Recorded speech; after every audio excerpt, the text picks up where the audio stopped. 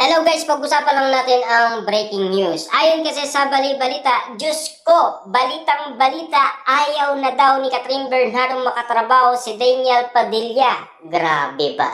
Diba? Naalam niyo naman siguro, noong 2023 ay balita na ang ganitong sitwasyon. Lalong-lalo na noong sila ay pumirma ng kontrata. At siyempre, magkaiwalay sila. Ayon kasi sa bali-balita, noong 2024, pinabago ni Catherine Bernardo ang kanyang kontrata. Ayaw na ayaw niya umanong makasama ang isang Daniel Padilla. Pero tila nagbago ang isip ni Catherine Bernardo dahil nagkita sila at nag-usap sa nangyaring Christmas special. At ayon kasi sa balita, kumatok daw si Daniel Padilla sa nasabing dressing room ni Catherine Bernardo. At siyempre, nagkita sila at naging okay.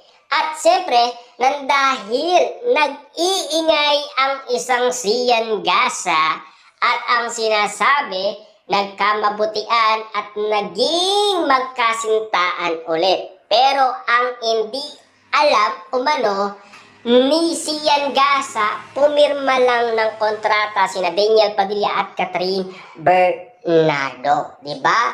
Kasi okay pa sila noon. At lalong-lalo na kasi pinagtatanggol ni Catherine Bernardo si Daniel Padilla sa pamilyang Bernardo. Gusto niya makipagbalikan, ayaw lang ng pamilyang Bernardo. Siyempre, dahil ayaw nila, may magagawa pa ba ang isang Catherine Bernardo? At meron pa bang magagawa ang isang Daniel Padilla?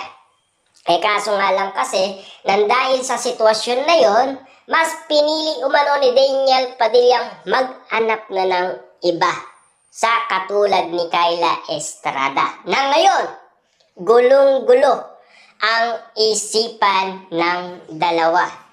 Kasi sa pagkakataon ito, mas pinili ni Catherine Bernardo magkaroon ng jowang Mayor Mark Alcala. Siyempre, ang bulong-bulungan, nakikipag-date si Catherine Bernardo ng madaling araw.